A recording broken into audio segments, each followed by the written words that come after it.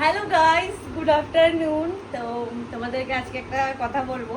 যাই হোক, তোমরা অনেকেই বলবে যে টাকা দিয়ে কিছু হয় না, কিন্তু আমি বলবো টাকা দিয়ে আমার কাছে তো অনেক কিছুই হয়। টাকা দিয়ে আমি একটু হলেও সুখ কিনতে পারি, একটু না অনেকে। যেমন যদি শপিং মলে আমি ধরো 50,000 টাকা নিয়ে যাই, অনেক কিছু জামা কিনি, তাহলে তো আমি মানে অনেকটাই খুশি আর কি, বলতে গেলে।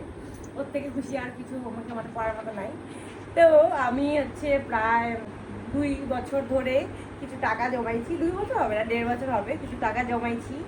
তো এই দেখো, এতগুলো টাকা জমেছিস, তাও তুই আমার কাছ থেকে টাকা নিস রোজ রোজ? তো আমি এগুলো টাকা খরচা করবো নাকি? তো গাইস দেখো কতগুলো টাকা। এখন এই টাকা দিয়ে আমি কি করবো ভাবতেছি, বুঝছো?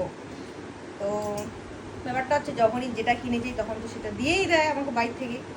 তো ভাবছি এটা টাকা মাকে দিই। মা কি করবে না করবে সেটা এখন মার ব্যাপার। তোমরা টাকা দেখালেও অনেকে বলো তোমাদের এত টাকা, এই সেই। নাই টাকা, এগুলা জমানো টাকা, এগুলা এখন মাকে দেবো। মা এখন কি কিনবে না কিনবে সেটা এখন মার ব্যাপার। অনেক কষ্টের টাকা, তাই না? ওইটাই। পয়সা পয়সা এখানে আমি কিছু নিবো, হ্যাঁ মা? তুমি 10,000-এর মতো নিও, গাড়িটা আমাকে দিও। এটা তুমি হাফ দিও আমাকে।